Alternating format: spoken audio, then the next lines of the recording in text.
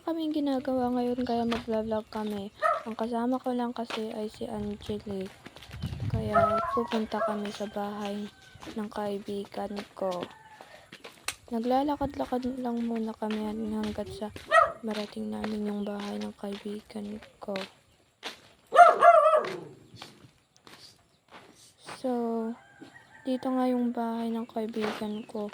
Pero walang tao, baka may pinuntahan lang sila. Yung pinto.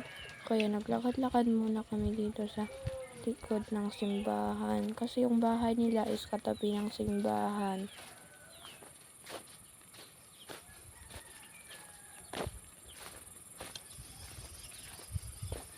Papakita ko sa inyo yung bahay ng ex ko. Pero di ko na yun mahal. Ex lang naman. Charan.